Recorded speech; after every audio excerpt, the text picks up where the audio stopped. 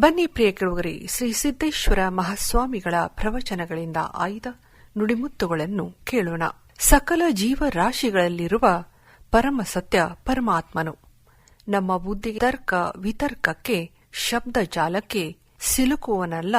ಪ್ರಜ್ಞಾ ನೇತ್ರದಿಂದ ಪರಿಶುದ್ಧ ಮನದಿಂದ ನೋಡಿದರೆ ಎಲ್ಲೆಲ್ಲಿಯೂ ಆ ಪರಮ ಸತ್ಯವೇ ತುಂಬಿಕೊಂಡಿದೆ.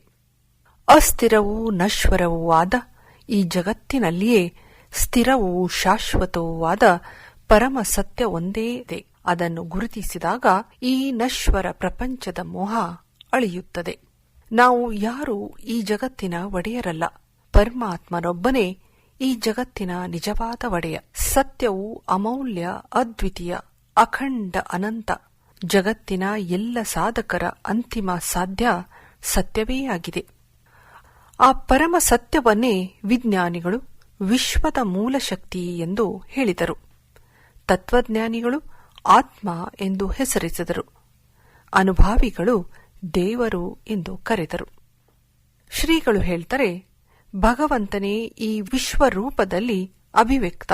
ಜಗವೆಲ್ಲವೂ ಅವನದೇ. ಭಗವದ್ದೈಸಿರಿಯ ವಿಶ್ವಸಿರಿಯ ಅರಿವಾದಾಗ ಅಜ್ಞಾನ ಅಳಿಯುತ್ತದೆ. ಶಬ್ದದ ಹಿಂದೆಯೇ ನಿಶಬ್ದವಿದೆ. ಆದರೆ ಶಬ್ದ ಇರುವವರೆಗೂ ನಿಶಬ್ದ ಭಾನ ಬರುವುದಿಲ್ಲ. ದೇಹದ ಒಳಗೆ ದೇಹಿ ಎಂದರೆ ಆತ್ಮ ಇದ್ದಾನೆ.